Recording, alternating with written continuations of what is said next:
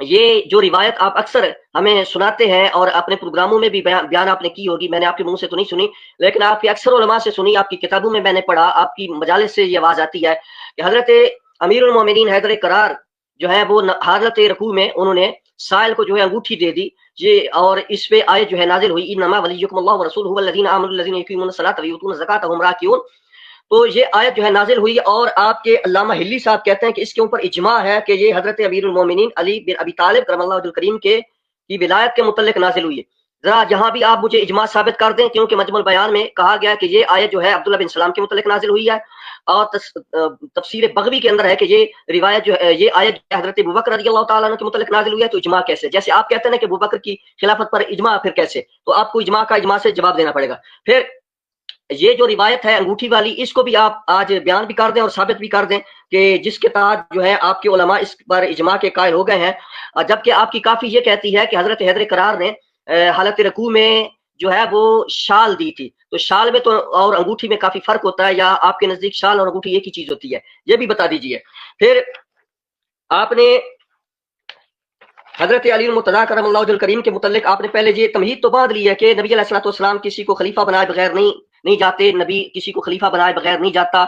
تو آپ بتاتے نا کہ نبی علیہ الصلوۃ والسلام نے جناب حضرت حیدر کرار کو خلیفہ بنایا ہے، اور یہ حدیث ہے. آپ نے بھی تو نہ حدیث بتائی ہے نہ آیت بتائی ہے. میں نے سوال کیا تھا آخر میں اپنا مقدمہ بیان کر کے، میں نے آپ کے اوپر سوال چھوڑ دیا تھا، اور میں نے لمبی بات نہیں کی. ایک تو لمبی بات سے یہ ہوتا ہے کہ وقت جو ہے وہ دونوں حضرات کا اور ضائع ہوتا ہے، تو ایسا نہیں کرنا چاہیے. اب میں آپ کے سامنے اگر آپ چاہتے ہیں تو میں حوالہ دے دیتا ہوں. آپ نے چونکہ کہا کہ نہیں، آپ نے کوئی دلیل نہیں دی. تو سب سے پہلے ابن حجر کی جو بات میں نے کی تھی، تو وہ اپنی کتاب میں لکھتے ہیں علم انہ مختلف فی ذلک ومن تأمل الاحادیث التي قدمناها علم من اکثرها انه نص علیها نصا ظاہرا وعلى ذلك جماعت من المحققین وهو الحق. یہی حق بات ہے کہ محققین کی ایک جماعت جو ہے وہ یہ کہتی ہے کہ نبی علیہ الصلوۃ والسلام نے نص سے جو ہے وہ ابو بکر کو خلیفہ بنایا ہے. فصل رابع ہے الصواعق المحرقہ کے اندر. آپ سنیے کہ یہ حدیث ہے تفسیر نور الثقلین سے. تفسیر نور الثقلین یہ آپ کی تفسیر ہے، اس میں ہے فنشهد علی رسول اللہ صلی اللہ علیہ وآلہ انہ استخلف ابا بکر. سورۃ محمد کی آیت نمبر 4 کے تحت وہ اس حدیث کو لکھتے ہیں کہ حضرت علی نے فرمایا، علی کی یہ گواہی ہے کہ نبی علیہ الصلوۃ والسلام نے ابو بکر کو خلیفہ بنایا ہے. گواہی کس نے دی؟ علی نے. گواہی کس نے دی؟ جس کے متعلق آذان میں آپ کہتے ہیں اشہد ان علی ولی اللہ، وہ گواہی دے رہے ہیں کہ میں گواہی دیتا ہوں کہ ابو بکر کو رسول اللہ نے خلیفہ بنایا ہے. یہ آپ کی کتاب، آپ کی حدیث میں بیان کر چکا. پھر آگے چلیے کہ نبی کریم صلی اللہ علیہ وآلہ وسلم نے حضرت ابو بکر رضی اللہ تعالیٰ عنہ کو خلیفہ بنایا. آپ کہتے ہیں آپ کی کتابوں میں بھی نہیں ہے، یا آپ کے علماء کہتے ہیں کہ آپ کی کتابوں میں بھی نہیں ہے. میں حدیث کا حوالہ دینے لگا ہوں، صحیح حدیث ہے، اور اس کے بارے میں امام حاکم کہتے ہیں ھذا حدیث صحیح الاسناد، اس حدیث کی سند جو ہے صحیح ہے، اور یہ اس کو نقل کیا امام حاکم نے. اور یہ حدیث کیا ہے؟ عن انس بن مالک قال بعثني بنو المستلق الى رسول الله صلى الله عليه واله وسلم فقالوا صلى رسول الله صلى الله عليه واله وسلم الى من ندفع صدقاتنا بعدك قال فاتيت فسالته فقال الى ابي بکر. میں یہ حاکم کی مستدرک کی یہ روایت حدیث آپ کو سنا رہا ہوں کہ نبی علیہ الصلوۃ والسلام کو یہ فرمایا گیا کہ یا رسول اللہ آپ کے بعد صدقات ہم کس کو دیں؟ تو آپ نے فرمایا فقال الى ابی بکر، میرے بعد یہ صدقات جو ہیں آپ نے ابو بکر کو دینے ہیں. تو پوچھا گیا کہ اگر کوئی ان کے ساتھ حادثہ پیش آ جائے، یعنی وہ دنیا سے چلے جائیں، کہ میرے بعد یہ صدقات جو ہیں ابو بکر کے بعد یہ صدقات جو ہیں یہ عمر کو دینے ہیں. تو فرمایا اگر عمر بھی نہ رہیں تو فرمایا فاتیت فسالت فقال الى عثمان، پھر یہ عثمان کو دینا. تو یہاں سے یہ ثابت ہو گیا کہ نبی علیہ الصلوۃ والسلام کی وفات کے بعد آپ نے جس بندے کو آپ نے نص فرمائی، جس کے متعلق آپ نے حکم ارشاد فرمایا، وہ ابو بکر ہے، ان کے بعد عمر ہے، ان کے بعد عثمان ہے. ایک حدیث یہ ہے. ایک حدیث بخاری کی کہ جس میں نبی علیہ الصلوۃ والسلام کے پاس ایک عورت آئی اور اس نے یہ کہا کہ اگر آپ کو میں نہ پاؤں تو میں کس سے پھر ملاقات کروں؟ تو آپ نے ارشاد فرمایا کہ ابو بکر کو. اس کے علاوہ یہ کتاب ہے جی علل الشرائع، جلد نمبر 1 اور صفحہ نمبر 153، اور یہ شیخ صدوق کی کتاب ہے. اس میں حضرت امام باقر سے روایت ہے. ٹھیک ہے جی. قال قلت لابی جعفر علیہ السلام حين قبض رسول الله صلى الله عليه وآله وسلم لمن كان الامر بعده فقال لنا اهل البيت قال قلت فكيف کہ حضرت امام باقر جو ہے اس بات کو بیان کرتے ہیں، آپ سے جب پوچھا گیا تو وہ فرماتے ہیں کہ نبی علیہ الصلوۃ والسلام کی جب وفات ہو گئی تو یہ جو معاملہ ہے خلافت والا کہ امام نے کہا کہ ہم اہل بیت کا حق تھا، تو میں نے کہا کہ پھر یہ غیروں کے پاس کیوں چلا گیا؟ سائل نے کہا تو امام نے کہا کہ سوال کر لیا تو اب جواب کو اچھی طرح سن لے۔ اللہ نے جان لیا کہ زمین میں فساد ہوگا اور حرام شرمگاہوں میں جو ہے اس طرح ہوگا، تو فرمایا اللہ تبارک و تعالیٰ نے یہ امر خلافت جو ہے ہمارے غیروں میں رکھا۔ کیا فرمایا؟ ما انزل اللہ تبارک و تعالیٰ اراد ان یلی ذالک غیرنا، ہمارے غیروں میں اس امر کو رکھا، اس خلافت کو ہمارے علاوہ کے لوگوں میں رکھا ہے۔ کون کہہ رہے ہیں؟ امام باقر کہہ رہے ہیں۔ کتاب کون سی ہے؟ علل، شیخ صدوق کی کتاب ہے۔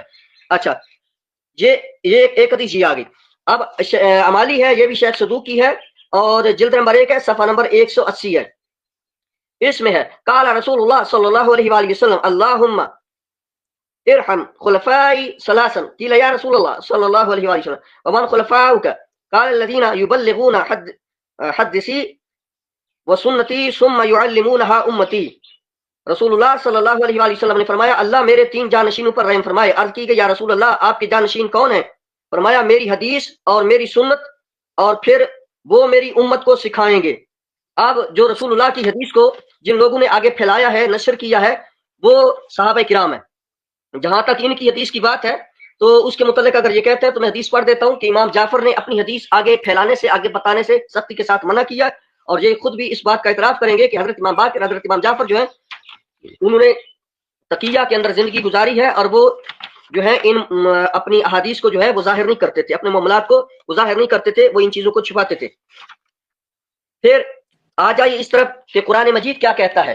قرآن مجید کہتا ہے وعد اللہ الذین آمنوا منکم وعملوا الصالحات۔ اس پر میں کہوں گا جناب زہرائی صاحب سے کہ توجہ کرنی ہے۔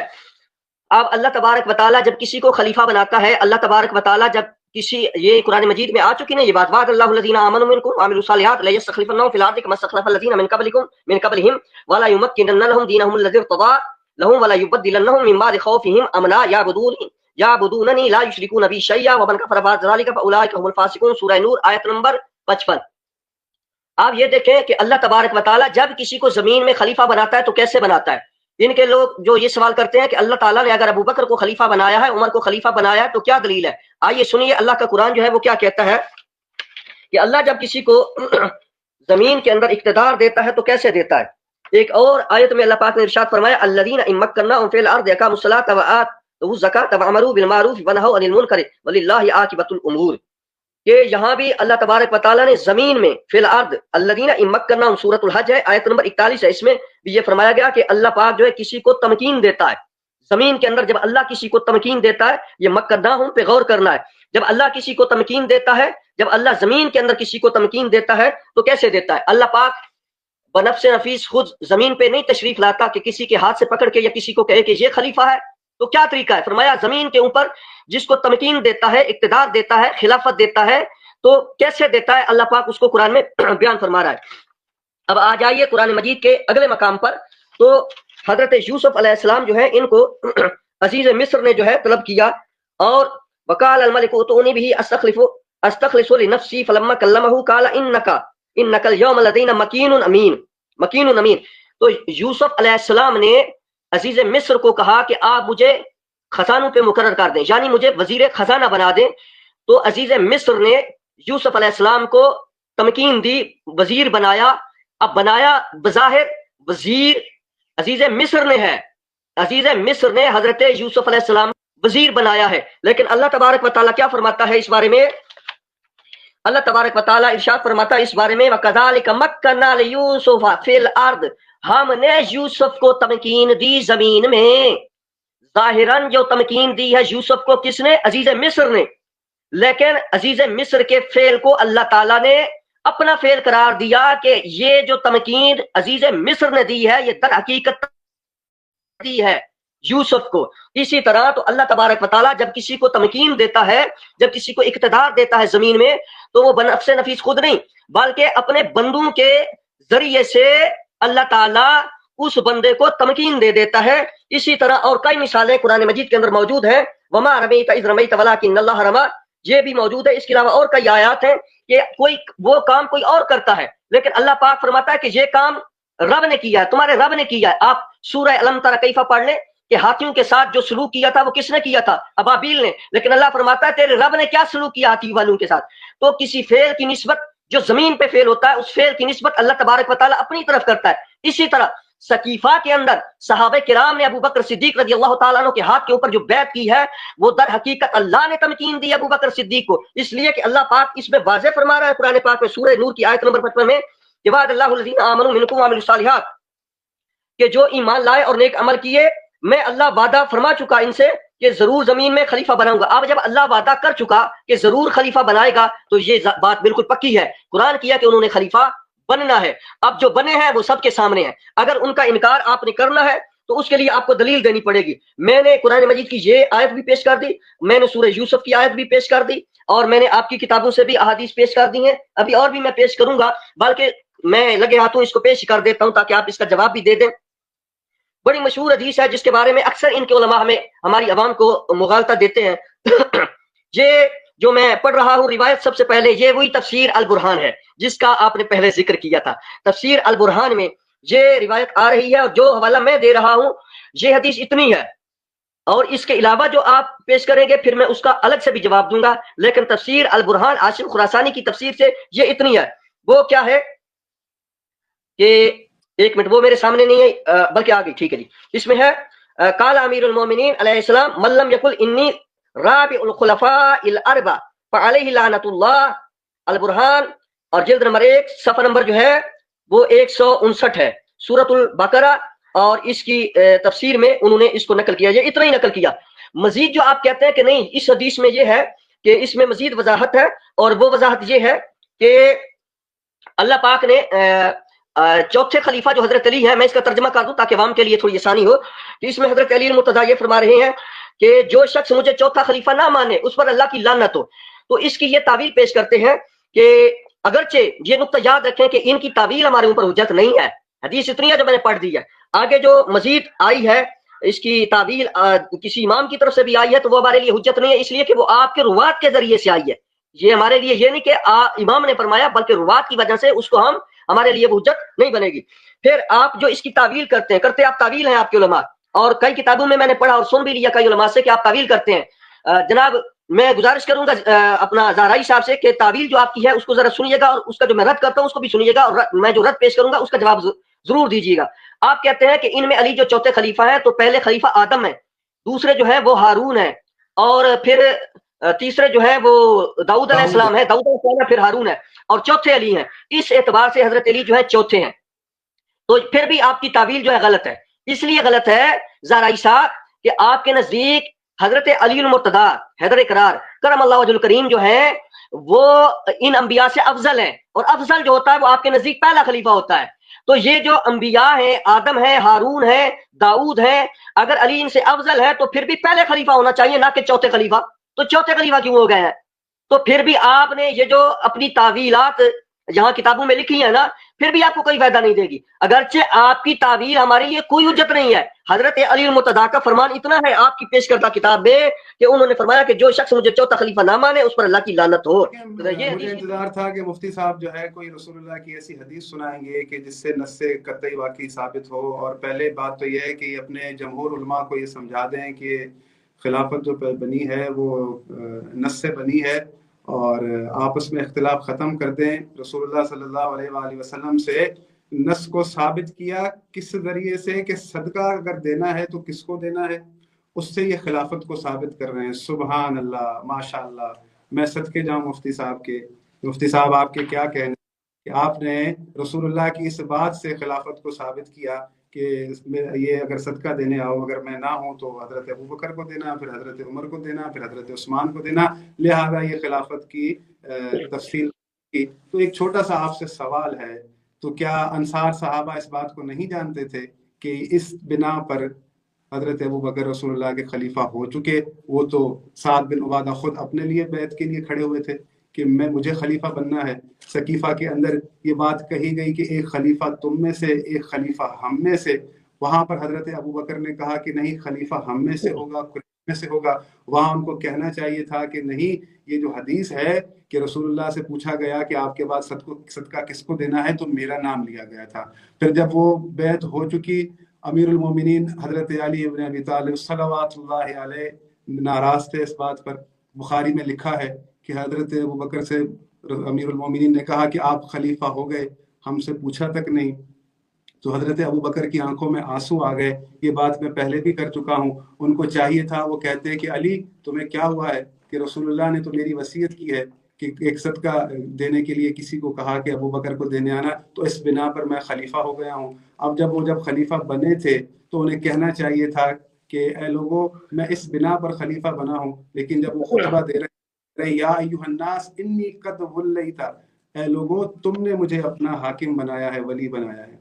اور یہاں سے یہ بات بھی ثابت ہو گئی کہ ولی کی معنی دوست نہیں ہوتے، ان کے خطبے میں انہوں نے یہ پڑھ رکھا ہوگا مفتی صاحب نے۔ دوسری بات یہ کہ مفتی صاحب یہ تو پرانے ہو گئے دلیل، اب کوئی نئے ایٹم بم ہم پہ گراتے، کوئی دلیل کے ایسے انبار لگاتے کہ ہم بھی سوچتے، سننے والوں کو بھی دلیل مفتی کہ مفتی صاحب نے ایسی دلیل دے دی کہ کیا کہنے۔ اس کے بعد آپ نے قرآن کی آیت پڑھی کہ وعد اللہ الذین آمنوا منکم وعملوا الصالحات لَيَسْتَخْلِفَنَّهُمْ فِي الْأَرْضِ كَمَا اسْتَخْلَفَ الَّذِينَ مِن قَبْلِهِمْ۔ آپ کو تھوڑا سا آیت پر غور کرنا چاہیے کہ اللہ رب العالمین یہ کہہ رہا ہے کہ میرا مومنین کے ساتھ وعدہ ہے کہ میں انہیں زمین پر خلیفہ بناؤں جیسے میں نے پہلے خلیفہ بنائے تھے۔ تو اللہ رب العالمین نے قید لگا دی كَمَا اسْتَخْلَفَ الَّذِينَ مِن قَبْلِهِمْ۔ اب جو پہلے گزشتہ خلیفہ بنے ہیں ایک تو دکھا دیں جو اجماع امت سے بنے ہوں، جن پر لوگ متفق ہوئے ہوں۔ کیا حضرت آدم اجماع سے بنے تھے؟ کیا حضرت ہارون اجماع سے بنے تھے؟ کیا حضرت داؤد اجماع سے بنے تھے؟ اور آپ اس آیت کو لے کر آئے تمکین والی کہ یہ جو تمکین ملنا ہے یہ اللہ کی طرف سے ہے۔ تو بھائی اگر ایسا ہے یہ تمکین اللہ کی طرف سے ملی تھی تو علی راضی کیوں نہیں تھے اس پر؟ سعد بن عبادہ راضی کیوں نہیں تھے اس پر؟ علی کیوں لیٹ کر رہے تھے؟ علی کو قرآن کا نہیں پتا تھا؟ آپ تو مولا علی پر تہمت لگا رہے ہیں۔ مولا علی کو قرآن کی آیتوں کا نہیں پتا تھا، جو آیتیں آپ نے پڑھی عزیز مصر کے ذریعے سے حضرت یوسف کو تمکین ملی، تو مولا علی ان آیتوں سے بے خبر تھے جو آیتیں آپ نے استدلال میں پیش کی ہیں؟ ایسا تھوڑی ہوتا ہے مفتی صاحب۔ یہ سننے والے جو لوگ ہیں ان کی عقلیں تعطیل پر نہیں گئی ہوئی، اور اویس بھائی کی بھی عقل تعطیل پر نہیں گئی ہوئی۔ بات یہ ہے کہ ایک مدبرانہ گفتگو کرتے، کوئی اچھی دلیل دیتے۔ آپ نے امام جعفر صادق علیہ الصلوۃ والسلام سے ایک ایسی حدیث پیش کی کہ جس کی نہ تو درایت ٹھیک ہے نہ کچھ۔ امام نے کہا کہ اللہ نے یہ معاملہ ہمارے لیے رکھا ہی نہیں ہے، ہمارے غیروں کے لیے رکھا ہے، تو مولا علی خلیفہ بنے ہی کیوں پھر؟ اگر غیروں کے لیے رکھا ہے تو امام حسین یزید کی خلافت پر راضی کیوں نہیں تھے؟ امام حسین کو پتا ہونا چاہیے تھا نا کہ اللہ نے تو ہمارے لیے رکھا ہی نہیں، تو یزید جیسا بھی آ جائے، وہ تو صحابہ نے بیعت کر رکھی تھی بھائی، اللہ کے رسول نے کہا ہے جو جیسا فاسق فاجر آ جائے اس کی بیعت کرنی ہے، تو کیا امام حسین کو نہیں پتا تھا؟ اب یہ جو تمکین یزید کو ملی تھی اور یہ جو تمکین عبد الملک بن مروان کو ملی تھی، جو مروان کو ملی تھی، اور جو عباسی خلفاء ہیں یہ منصور دوانی کی، ان کو جو ملی تھی یہ بھی اللہ کی طرف سے ملی تھی۔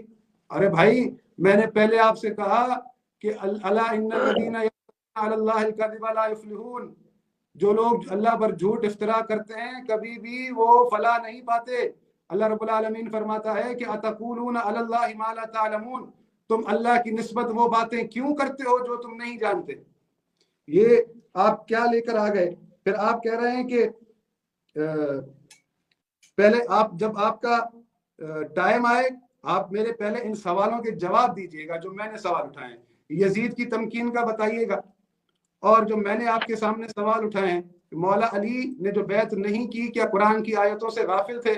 پھر اگر جو آپ نے حدیث سنائی ہے کہ اللہ ابو بکر کے سوا راضی نہیں ہوگا، تو اللہ حضرت ابو بکر پر راضی ہیں لیکن علی راضی نہیں ہے۔ علی اللہ کی مخالفت کر رہے ہیں، سعد بن عبادہ اللہ کی مخالفت کر رہے ہیں، دوسرے صحابہ وہ اللہ کی مخالفت کر رہے تھے جنہوں نے حضرت ابو بکر کو زکوٰۃ نہیں دی۔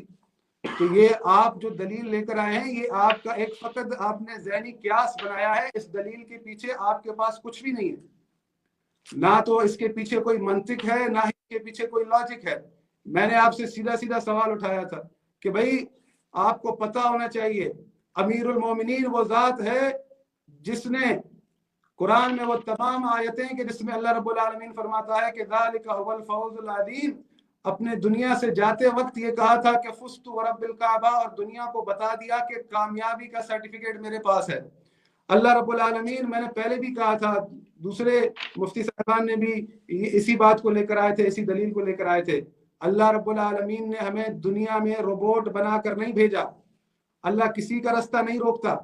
آپ کو بتانا پڑے گا یزید کی تمکین کا، آپ کو بتانا پڑے گا تمام وہ لوگ، فرعون کی تمکین کا بھی آپ کو بتانا پڑے گا، آپ کو بتانا پڑے گا نمرود کی تمکین کا، یہ ساری باتیں آپ کو واضح کرنی پڑیں گی، پھر آپ کو اپنا دوسری بات پر جانا ہے۔ سوال یہ ہے کہ جو یہ کہہ رہے ہیں کہ اللہ نے بنایا ہے خلیفہ اور یہ اللہ کی طرف سے تھا، تو بخاری کے اندر حدیث موجود ہے کہ حضرت عمر نے کہا کہ یہ جو سقیفہ کے اندر بیعت والا معاملہ ہوا یہ سب ایک فلتہ تھا۔ تو کیا حضرت عمر کو اس بات کا پتہ نہیں تھا؟ حضرت عمر اس کو فلتہ کہہ رہے ہیں جو اللہ کی طرف سے ہوا ہے، جسے آپ اللہ کی طرف سے کہہ رہے ہیں۔ آپ پہلے اس سوال کا جواب دیں کہ اگر یہ سارا معاملہ اللہ کی طرف سے تھا تو حضرت ابوبکر خود ہی آیت پڑھتے کہ میں اس بنا پر بنا ہوں کہ اللہ نے وعدہ کیا ہے، اللہ نے خلافت کا وعدہ کیا ہے اور اللہ نے خلیفہ بنایا ہے اور بغیر کسی اجماع کے بنا ہے، جیسے پہلے بنے تھے۔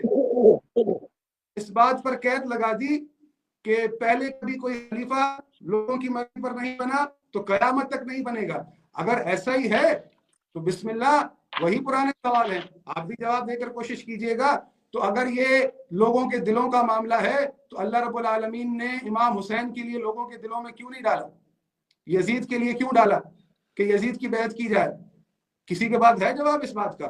یہ کہہ رہے ہیں کہ امام نے فرمایا ہے کہ یہ معاملہ غیروں کے لیے تھا، ہمارے لیے تھا ہی نہیں۔ امام حسین نے کنبہ لٹا دیا، بیعت لی تھی مسلم بن عقیل نے امام حسین کے نام پر، بھیجا تھا سفیر، چاہتے تھے میں خلیفہ بنوں کیونکہ وہ ناحق بنا ہے، اور لوگوں کو بتانا چاہتے تھے کہ یہ امر خلافت ہمارا معاملہ ہے، ہم سے بیعت طلب کی جا رہی ہے، ہم وہ لوگ ہیں جو کبھی بھی ایسوں کی بیعت نہیں کر سکتے۔ اس بات کے لیے انہوں نے اپنا کنبہ لٹایا، اپنا 6 ماہ کا علی اصغر قربان کیا، اور آپ ایک بوگس دلیلیں بنا کر لے آئے ہیں اور اسے پیش کر رہے ہیں لوگوں کے سامنے کہ یہ دلیلیں ہیں۔ ارے تو بھائی، امام حسین کو دین کا نہیں پتا، مولا علی کو دین کا نہیں پتا، مولا علی نہیں جانتے تھے کہ اللہ ابو بکر پر راضی ہو چکا ہے، حضرت علی 6 ماہ بلا وجہ خلاف مخالفت کر رہے ہیں بقول آپ کے۔ تو یہ ساری جھوٹی حدیثیں جو گھڑی ہوئی، نہ ان کی کوئی سند ہے، نہ ہی ان کی کوئی درایت ہے، نہ ہی ان کا کوئی فہم ہے، یہ قرآن مخالف چیزیں ہیں ساری کی ساری۔ نہ آپ نے اللہ کی باتوں کو سمجھا، نہ آپ نے رسول اللہ کی باتوں کو سمجھا۔ اگر ایسا ہی ہے تو مجھے یہ بتائیں کہ اگر یہ معاملہ سارا اللہ کا تھا تو اس معاملے میں وہ اشخاص کیوں محروم رہے، کیوں شریک نہیں رہے؟ امیر المومنین سقیفہ میں موجود کیوں نہیں تھے؟ سیدہ فاطمہ الزہرا موجود کیوں؟ حسن حسین کو بچہ مت دیکھیں، اللہ رب العالمین اتنے بڑے عہدے ایسے ہی کسی کو نہیں دیتا، ان کا بچہ ہونا نہ دیکھیں، وہ جوانان جنت کے سردار تھے، اللہ رب العالمین کا سرٹیفکیٹ انہیں دیا ہوا ہے کہ یہ متقی ہیں، یہ سچے ہیں، انہیں اللہ رب العالمین نے مباہلے میں بلایا ہے، اللہ رب العالمین نے انہیں رسول اللہ کا بیٹا کہا ہے، رسول اللہ نے ہر وہ عمل کیا، ان سے محبت، ان کے فضائل پڑھ کر سنائے۔ امر خدا پر اگر آپ رسول اللہ کو وَالنَّجْمِ إِذَا هَوَىٰ مَا ضَلَّ صَاحِبُكُمْ وَمَا غَوَىٰ وَمَا يَنطِقُ عَنِ الْهَوَىٰ کا مصداق سمجھتے ہیں تو یہ سقیفہ میں لوگ موجود ہونے چاہیے تھے۔ اگر رسول اللہ اگر اللہ راضی تھا کہ ابو بکر کے سوا، حضرت ابو بکر کے سوا کوئی خلیفہ نہیں ہوگا، رسول اللہ پر وعدے کر دیا، تو رسول اللہ خود حضرت ابو بکر کی بیعت کرواتے اور کبھی بھی مولا علی پیر اپنا پیچھے نہ ہٹاتے۔ سب سے پہلے خود سیدہ زہرا بیعت کرتی کہ میرا اللہ ان پر راضی ہے، سب سے پہلے خود میرا مولا علی بیعت کرتا کہ میرا اللہ ان پر راضی ہے، سب سے پہلے امام حسن حسین بیعت کرتے کہ ہمارا اللہ ان پر راضی ہے۔ یہ کیسی باتیں کر رہے ہیں؟ کہاں سے لائیں یہ؟ ارے بھائی، اتنے سال گزر گئے، کوئی نئی دلیل ڈھونڈ کر لائیں۔ اگر آپ اپنی بات میں سچے ہیں تو یہ سارا معاملہ مجھے واضح کر کے دیں، اس کو قرآن سے ثابت کر کے دیں۔